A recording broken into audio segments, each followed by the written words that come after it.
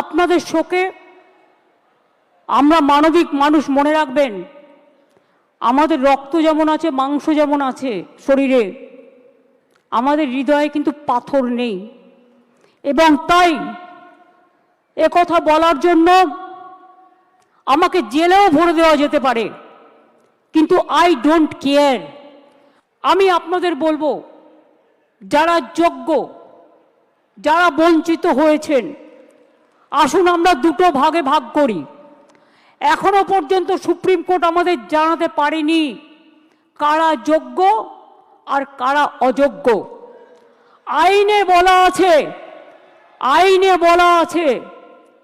9,000 10,000 people can go scot free, but one innocent cannot be punished. এটা হচ্ছে আইনের principal.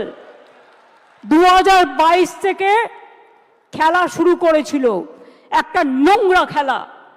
চাকরি দেওয়ার ক্ষমতা নেই, চাকরির কারার যাদের ক্ষমতা আছে তাদের আমি ধিক্কার জানাই।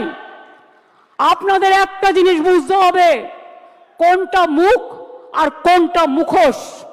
কারা যাত্রাপালার মাধ্যমে আপনাদের ভুল বোঝাচ্ছে। রাজ্য সরকার সর্বতোভাবে প্রচেষ্টা নিয়েছিল। প্রথমে সিঙ্গেল বেঞ্চে, আমি যদি মিথ্যে কথা বলি আপনারা আমাকে ধরিয়ে দেবেন, কারণ আপনারা সকলে এর সঙ্গে অবগত আছেন। প্রথমে অভিজিৎ বাবুর বেঞ্চে, সিঙ্গেল বেঞ্চে একাদশ দ্বাদশ শ্রেণীর বাতিল করে দেওয়া হয় লিস্ট।